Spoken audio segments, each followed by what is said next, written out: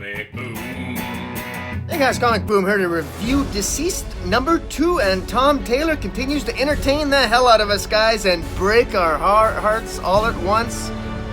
Well, you guys, this is my reviews contain spoilers. I don't apologize for it.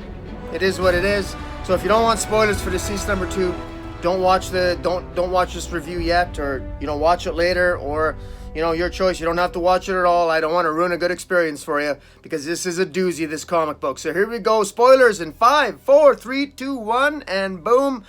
Wow. In how many comic book series does Batman bite the bullet so quickly? This is only issue 2. Like, is this a 6? This is a 6-issue series, isn't it? And Batman is already out by the end of issue 2. Wow. Gut-wrenching. We saw last issue, the opening issue. We have this is sort of a biochemical it's a biochemical virus that's also a digital virus. It's a virus that Batman describes in here as it is transferred through blood and digital imagery. And the only way to destroy it is to kill all the human carriers, as well as to shut down and destroy the internet. So, can you imagine if that happened now? What the heck would we guys do that review comic books on YouTube?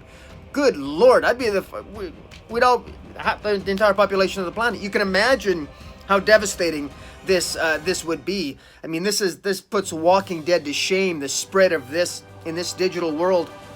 You really see just the danger of how powerful this virus is. This isn't just the anti-life equation. This is the anti-life equation in spades, multiplied by 1,000, multiplied by misery and shame, divided by contempt and everything else. There is evil at work here, and this is absolutely devastating. Oh, but this virus, this twisted anti-life equation spreads across this issue. Last issue we saw that Superman managed to prevent just barely his son Jonathan, and as well as Damian and Lois, from getting infected by this. He can see the rest of the world is beginning to fall apart and be affected by this. Aquaman checks out an abandoned battleship at sea, and he ends up being attacked by the people aboard the ship. And we don't know what the fate of Aquaman is. We see Hal Jordan on a camping trip with Ollie and Dinah Lance with Green Arrow and Black Canary, and he calls it a night. He goes into his tent to look at his iPhone, and boom, he gets infected. And in a gut-wrenching scene, Hal Jordan dies, and Dinah Lance uses her sonic scream to basically kill Hal Jordan. She's got to kill him, and basically as he dies, Dinah Lance becomes the new Green Lantern.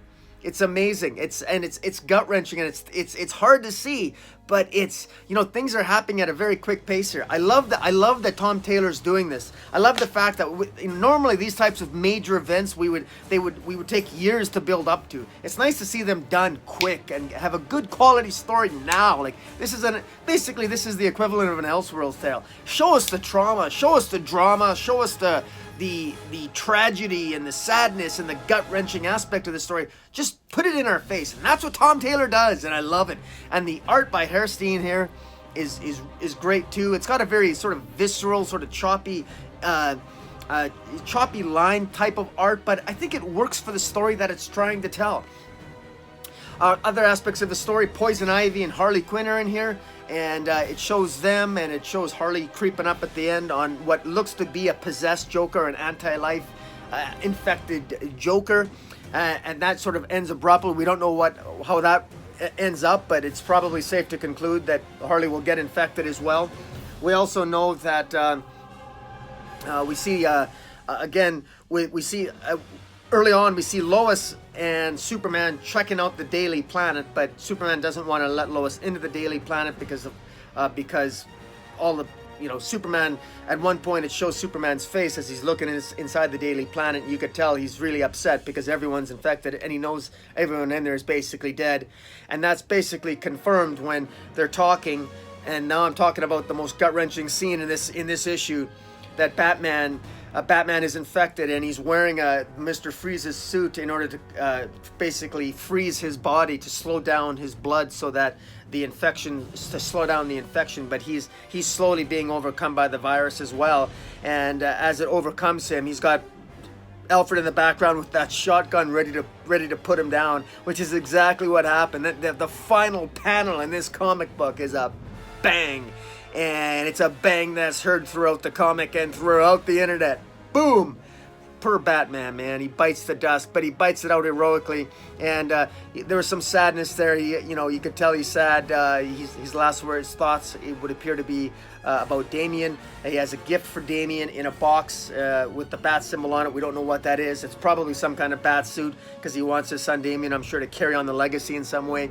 Tom Taylor is really, we're only 2 issues in, and I love the fact that he's throwing all these emotional beats to us, just bang, bang, bang, bang, bang, and there's no pissing around, he's getting right to it, and it's so nice to see, especially when you compare this to other events that are so decompressed, whether it's War of the Realms or whether it's Leviathan. Not to take anything away from those events are events that have their high points as well, but it's really, really good to see that these types of things, that we can also have a very fast-paced, quality story that hits all the emotional beats and does a really good job. I love this comic. This is an adrenaline rush. I highly recommend it. Guys, tell me what you think of Deceased #2.